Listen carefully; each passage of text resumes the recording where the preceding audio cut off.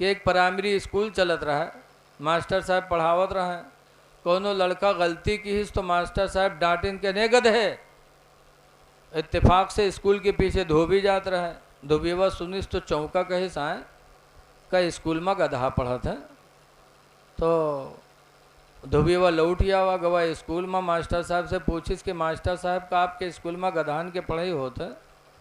वो गुस्सा में बैठे रहे, कहीं हाँ होत है। तो कहे तो हमरे गधा पढ़ाए दो। तो कहीं चले आओ। वो गुस्सा में कहीं धोबीवा सही जानिस बा गवा अपन गधा खोल लावा स्कूल में कह लियो मास्टर साहब के नाम लिख लो। तो मास्टर साहब कलम चलाएं, झूठे कहीं लिख लिया। तो कहीं दाखिला फीस, तो कहीं 300 रुपया। तो 300 रुपयों निकाल दे दी। तो कहीं जाए लाग तो पूछा थे मास्टर साहब कितने दिन में पढ़ाए दे हो? कहीं जा 6 महीने में पढ़ाए दे। धोबिया चला का घरे खुश के हमार गधा पढ़ा था 6 महीने में पढ़िए। और मास्टर साहब इंसान का पढ़ा नहीं पाओ थे, गधा कहाँ से पढ़ाए दे हैं। तो जब धोबिया चला गया तो मास्टर साहब गधावा का लेकिन बेच 300 रुपया के। उनके 3 दूनी 600 वसूल हुई गए। और धोबियो घरे सोचा कि मार गधा पड़ा था 6 महीने में पढ़ जी। जब 6 महीना पुरियान तो धोबिया रस्सी वस्सी लिहिस, सोचिस कि अब तो गधावा पढ़ गए हो जई बांध ली। तो रस्सी वस्सी लेके गवा स्कूल में, कहीं मास्टर साहब हमार गधावा पढ़ेगा। कहीं जा उका पढ़ाई लिखाई फलाने थाना के कोतवाल बनवा दी है जा। तो धोबिया बहुत खुश कि हमार गधा पढ़ेगा और थाने के कोतवाली पाएगा। तो रस्सी वस्सी लेके गवा कोतवाली में। वहाँ लोगों से पूछे भैया कोतवाल साहब कहाँ हैं?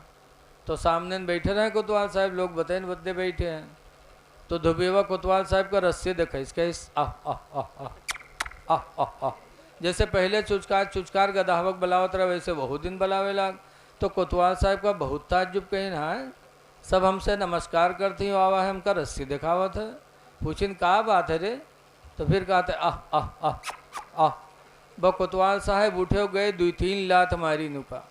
जब 2-3 लात मारी धोबिया गिरा, तब बरबरान कहे अच्छा भैया हद होएगा, तुका लिखाए पढ़ाए कोतवाल बनवा दिया, लेकिन तो लात मारे वाली आदत नहीं गए, तो रह गए गधा है गधा। वह फिर कोतवाल साहब ओढ़े लागे। हाँ, तो आज हम लोगों की आदत वैसे ही है, चाहे जितना समझाओ, झगड़ा ना करो, किसी का बुरा ना चाहो, तुम अच्छा चाहोगे तो तुम्हारा अच्छा होता रहेगा। हाँ, किसी को तकलीफ देने की कोशिश न करो। हुजूर से पूछा गया था या अल्लाह के रसूल, क़यामत में सबसे अच्छा इंसान अल्लाह के नज़दीक कौन होगा?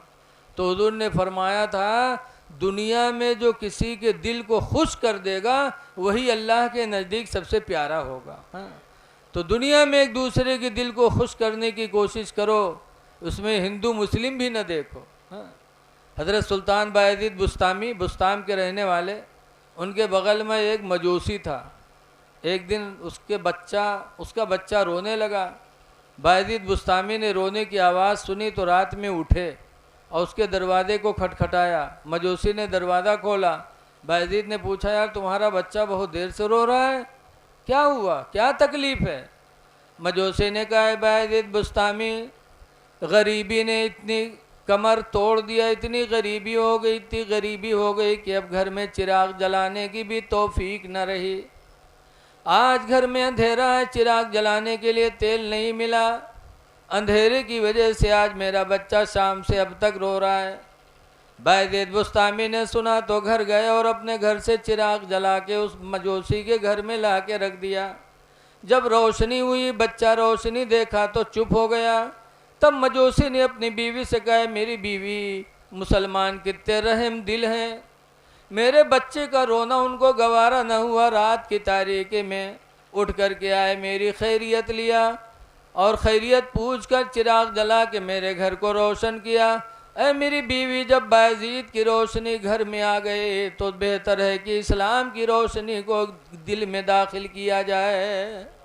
मजूसी ने भी कलमा पढ़ा, उसकी बीवी ने भी कलमा पढ़ा और कलमा पढ़ के वो घर के लोग मुसलमान हो गए। तो हमारे बुजुर्गों ने हिंदू मुस्लिम नहीं देखा, बल्कि ये देखा कि कौन किसका मुस्तहिक है उसकी मदद करो। भूखा है तो खाना खिला दो, नंगा है कपड़ा पहना दो। इसीलिए हदीस में यरहमुल्लाह यरहमुल्लाह, अल्लाह रहम नहीं करेगा। पूछा गया किस पर? सरकार ने फरमाया मल्ला यरहमुन्नास, जो इंसानों पर रहम नहीं करेगा। अहले बैत की ज़िंदगी से हमें सबक हासिल करना चाहिए। अब वक्त नहीं कि पूरी बात बताई जाए।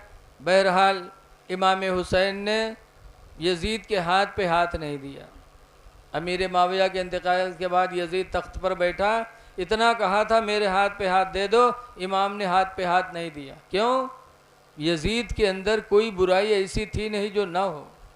बैठते बैठते तख्त पर उसने दाढ़ी बनवाई, शराब पीना शुरू कर दिया, नमाज़ों को छोड़ा, ज़िना लिवातत को आम कर दिया, माँ बहन बेटियों से निकाह को जायज़ कर दिया, इस्लाम का निज़ाम दरहम बरहम कर दिया। इमाम ने फरमाया तुम्हारे हाथ पे मैं हाथ नहीं दे सकता। नहीं दिया। मदीना छोड़ना पड़ा तो छोड़ दिया, मक्का छोड़ना पड़ा छोड़ दिया। ऐ लोगों, आज हम और आप भी मुरीद होते हैं। मुरीद होने से पहले देखो कि पीर कैसा है। इमाम ने भी देखा था, इसीलिए यजीद के हाथ पे हाथ नहीं दिया था। लेकिन आज हम लोग नहीं देखते और ऐसे झट से मुरीद हो जाते। आजकल कैसे कैसे बाबा पीर गांव में आते हैं, आप सब जानते हो। दलाल ठग घूमते हैं, ठग। 100 में कहें 2-3% नेक होंगे, बाकी सब ठग हैं, ठग। हाँ, इसलिए इमाम हुसैन की ज़िंदगी तुम्हारे लिए नमूना है। मुरीद होने से पहले उसकी ज़िंदगी को परखो।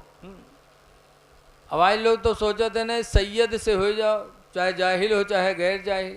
अरे सैयद, पीर का सैयद होना ज़रूरी होता तो मारहरा के सैयद नजीब हैदर मियाँ बरेली आला हजरत पठान के लड़के मुफ्ती आदम से मुरीद नहीं होते। बताओ, सैयद नजीब हैदर मियाँ जो वली कामिल हैं और मुरीद किससे हैं? बरेली में आला हजरत के साहिबजादे हुजूर मुफ्ती आदम हिंद से मुरीद। हुजूर सैयद ख्वाजा गरीब नवाज मुरीद हुए तो किससे मुरीद हुए? उस्मान हारूनी से, और उस्मान हारूनी सैयद नहीं थे। आवाज़ कहाँ थे नहीं सैयद से।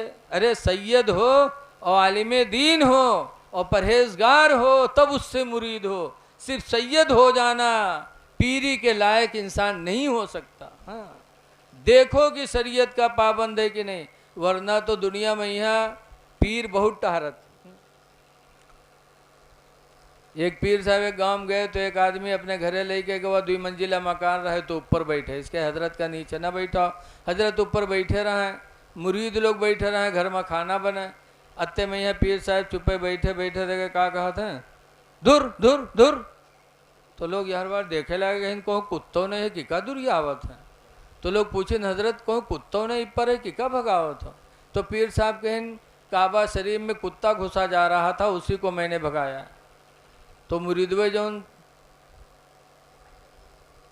थारू टाइप के रहे, थारू, आजकल मुरीदो थारू होते हैं। वो मुरीदवे कहीं हाय हमरे पीर साहब तो बहुत पहुँचे हैं हो। बताओ हिंदुस्तान में बैठ के और अरब में यहाँ कुत्ता काबा में जाता रहे, देख लेने भगाई दीन हो। बहुत होशियार हैं पीर, हमारे पीर साहब बहुत पहुँचे हैं। सब मान गए, लेकिन वो घर के औरतिया जो रहा है बहुत होशियार रहा है।